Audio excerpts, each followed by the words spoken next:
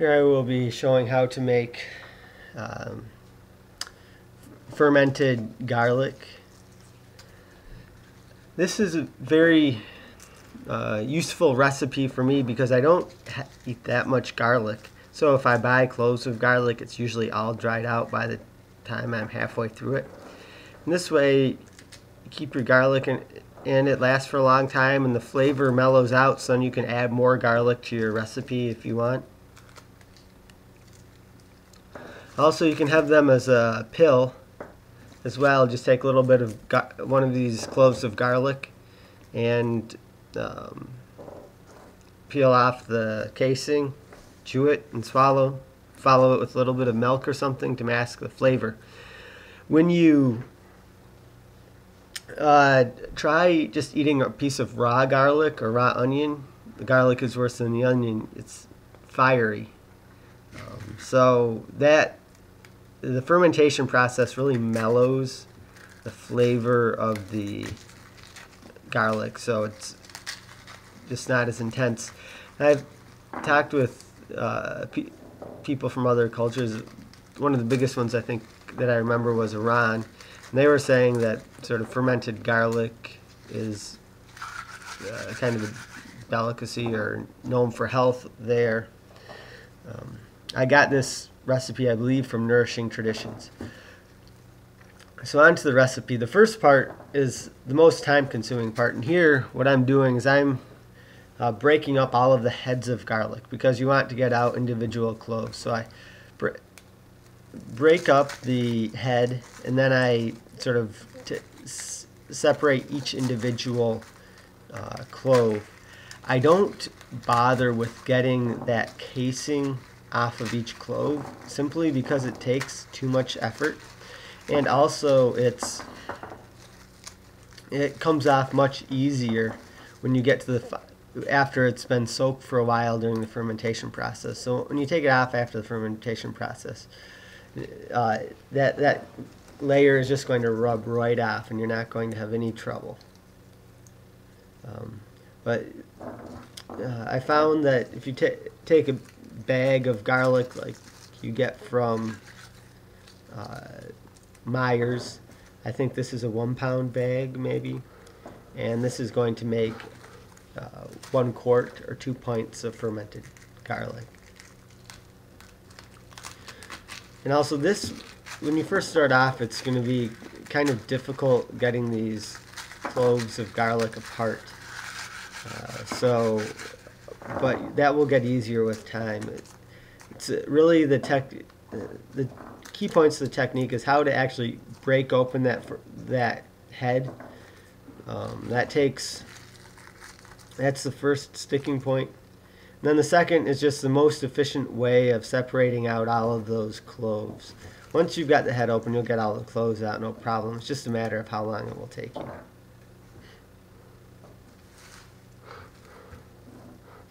Yeah, so there's a few ways of doing it. I just right now I don't think about it too much. I just go and break it apart. And then I've got 2 piles here. One is mostly off camera, and that's just the pile of all the wrappings. You want to discard as many of those as possible, but it's not an issue if you don't get rid of all of them. So again, we're going 2 piles.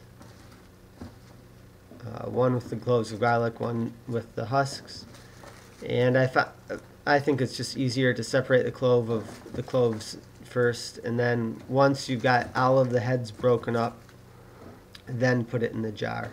But if you wanted to, after each time, you could go and take all of the cloves you just separated out and put them into the jar.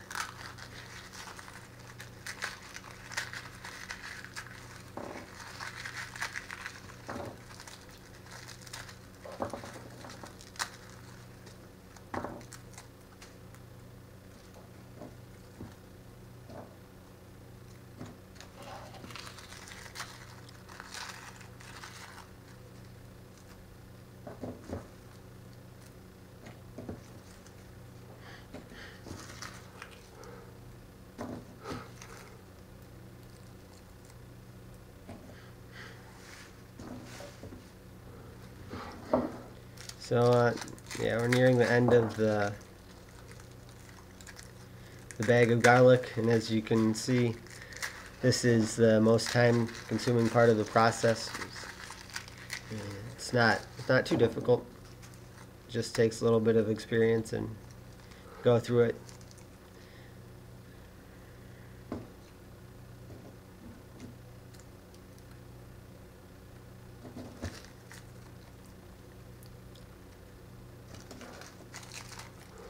So another thing I guess I want to mention is just the time that it takes. About a month is a good time to let this soak, and you can let it soak forever.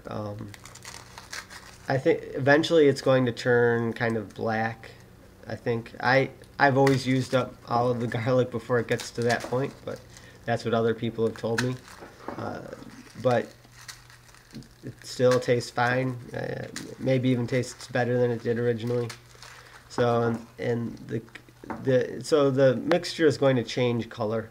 I leave this at room temperature. If you want to move it to a fridge after some point, you can go ahead, but it's going to ferment more slowly. And one thing you have to remember just about this recipe is that your garlic by itself, raw garlic, is hard to eat. So the fermentation is what mellows this out, makes it sort of something you can eat by yourself. So because you're ideally going to wait a month before you'll eat this, you want to notice when you're getting low on your current jar of garlic, and then just make your next one beforehand. As you can see, if you've got 20 minutes, you can put together one of these no problem.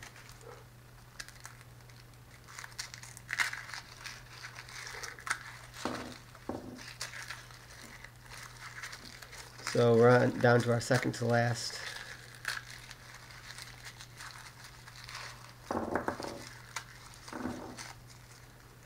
Head of garlic. So I'm just moving the pile because now it's kind of turning into a lot of cloves of garlic, so I want to keep the pile of husks and the pile of cloves separate.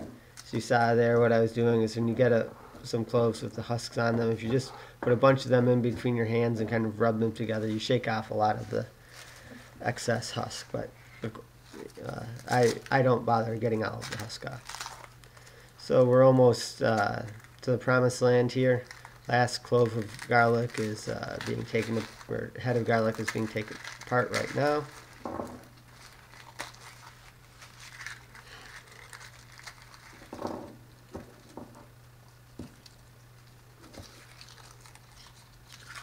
So we're going to pull those out, and then wipe away the husks.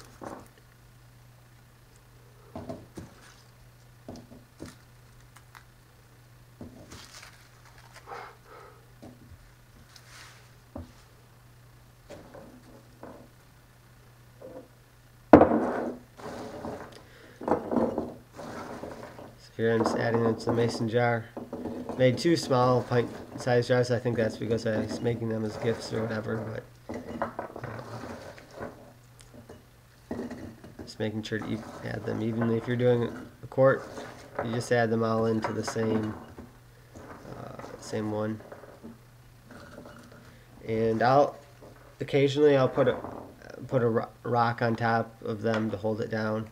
So I don't know how much these herbs actually affect the flavor. I'm not good at picking out the intricacies of a flavor, but I like to put in some peppercorns and some bay leaves, some salt. Salt's always a requirement or whatever for natural fermentation. It slows down the growth of bad bacteria so you can get the good bacteria growing.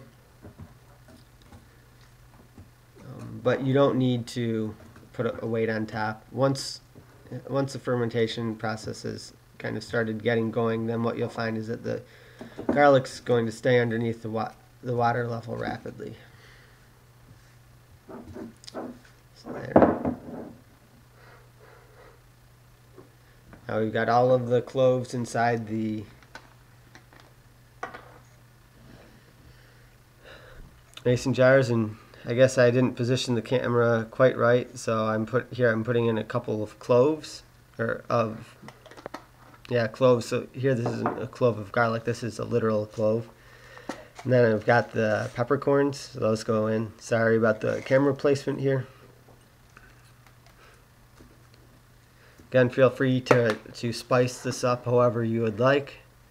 Now you come with the salt. I'm putting in a tablespoon of salt in each container. Bay leaves I put sort of part way through the mixture, and then everything else I throw on the top and let the water kind of wash it down. I guess for the peppercorns they will float up eventually, so you could put them at the bottom if you wish to. Now we're just going to add in the water. That dissolves the salt. I want to put in enough so that we cover everything.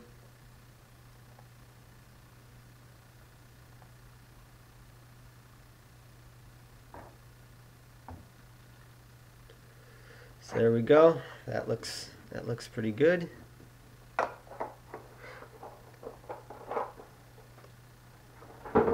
Now we're going to put on the top.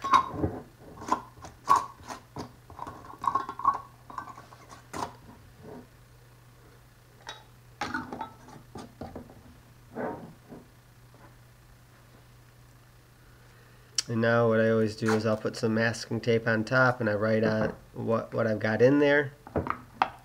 I write on the date. It's good to have that because once you start making a bunch of batches, it's good to be able to keep them all straight in terms of their age. Also, then you'll say, oh, well, this has really been in there for a while, so let's start eating more of it. Now, I guess I put pickled garlic here. It's fermented garlic. That's not vinegar that I used. It's just water. We got the date and the name of the product. And now it's all ready to store. So again, I say leave it on the counter for a few days so you can just keep an eye on it. There you can get an idea for what this looks like. Leave it on the counter for a few days, you keep an eye on it, then just put it in a dark place for storage until you're ready to go. Here I'm going to show you, this is some garlic which has been going for a while. Here I put a stone in the top. And there, see how easy that husk peels off? There's your clove of garlic. Then I just put it in my mouth. I just popped it in like that and ate some scrumptious garlic.